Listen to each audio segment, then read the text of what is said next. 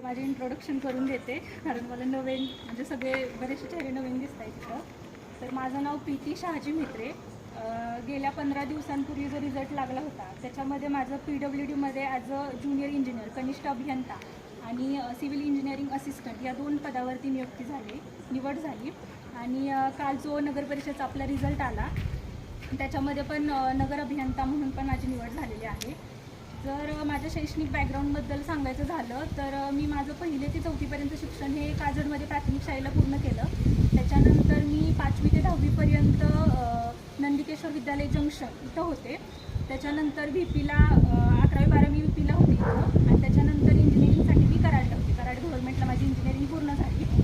तर सांगायचं असं की असं काही ठरलेलं नव्हतं सुरुवातीला की जेव्हा ह्या फील्डमध्ये यायचं असं काही फिक्स नव्हतं. एका सरांनी मला गायडन्स केला होता की तू हुशार आहेस, करू शकतेस वगैरे, तुझं काय प्लॅनिंग. मी असंच बोलून गेले त्यांना की मी कॉम्पिटेटिव्ह एक्झाम करायचं ठरवते 12वीत असताना.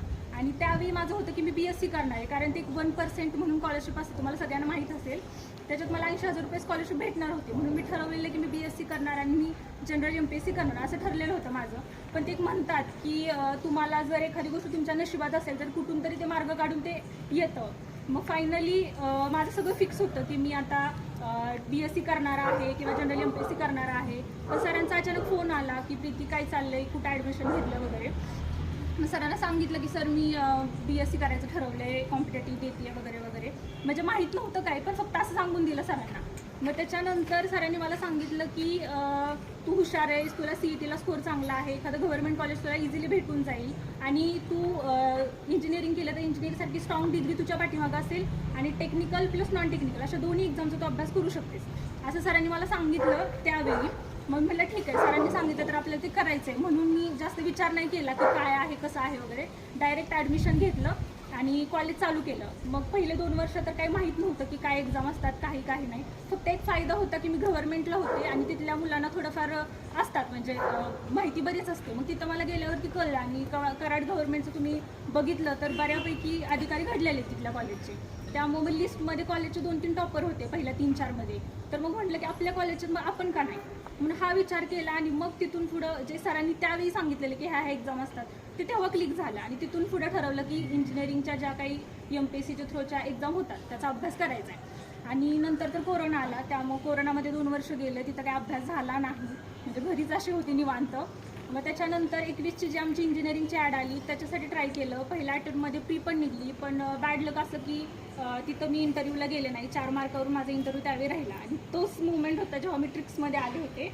जेव्हा आले होते त्यावेळी एक फेल्युअर घेऊन आलेले. पण आत्ताचा जो मुवमेंट आहे जेव्हा मी लायब्ररी सोडून चालले त्यावेळी मी 3 सक्सेस घेऊन चालले. हे मला ट्रिक्सने दिलं आहे आता. त्यामुळं म्हणजे अभ्यास तर घरी पण केला होता. पहिली मेन्स जी होती ती मी घरून दिलेली होती. पण एक मला असं वाटतं की आपलं जे यश असतं त्याच्यात एका व्यक्तीचा कुठला वाटा नसतो. म्हणजे माझं हार्डवर्क होतं प्लस जे एक ॲटमॉस्फिअर राहतं की तुम्हाला एक शैक्षणिक बॅकग्राऊंड पाहिजे किंवा एक ॲटमॉस्फिअर पाहिजे तुमच्या अभ्यासासाठी किंवा एक योग्य तो गायडन्स पाहिजे. तो गायडन्स मला इथं भेटला. लडकर सर असतील किंवा दीक्षा इव्हन माझी मैत्रीण होती ती होतं. त्यामुळे मला भरपूर गायडन्स भेटला आणि कुठंतरी त्या सगळ्यांचा वाटा होता, तुमच्या सगळ्यांचा होता किंवा सरांचा मॅडमचा वेगवेगळी विचारणं होतं की होतोय का अभ्यास किंवा काही सुधारणा वगैरे करायचं. हे सगळं झालं म्हणून मी आज इथे असं मला वाटतं. आणि एवढंच सांगेल, जास्त काही बोलणार नाही. तुम्हाला सगळ्यांना तुमच्या पुढच्या वाटचालीसाठी शुभेच्छा देते. कालपर्यंत इथं होती, आज इथं आहे. तुम्ही सगळ्यांनी पण इथं यावं आणि रिकाम्या हाताने कुणी जाऊ नये अशी माझी मनापासून तुम्हाला इच्छा आहे आणि देवाकडे विनंती पण आहे.